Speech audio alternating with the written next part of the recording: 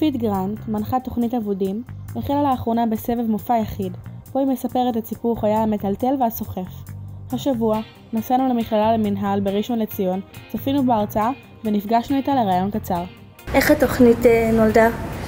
זו תוכנית שיש אותה בכל העולם, ואז הציעו גם לי להנחות אותה. אני לקחתי אותה והחלטתי לעשות אותה בסגנון שלי, להביא את האישיות שלי לתוכנית. זה היה התנאי שלי כדי לעשות את התוכנית. יודעת, מכל הסיפורים שבאים אלייך, איזה סיפור לקחת שירגש את הצופים וכאן?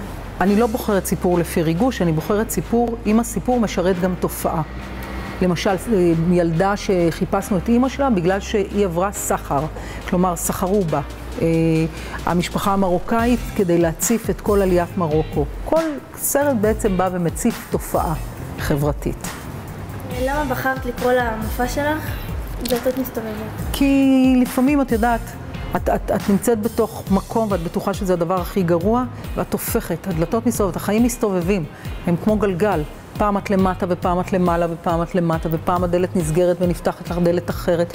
ובגלל זה ככה אני מראה לאנשים איך כל הדלתות שנסגרו עליי פתחו לי אופציות חדשות להתנהגות. בתוך כל הקריירה שלך, יש משהו שאת עוד חולמת לעשות? כן, אני חולמת לעשות את ההופעה שראית עכשיו באנגלית. זה החלום הכי גדול שיש לי בחיים. המופע היה מצחיק, מרגש ומעמיק, והוא מתאים לקהל יעד רחב, כל מי שרק רוצה לשמוע. אנחנו ממליצים גם לכם ללכת לצפות בו. ובקשר לחלום של צופית, נאחל לה המון בהצלחה.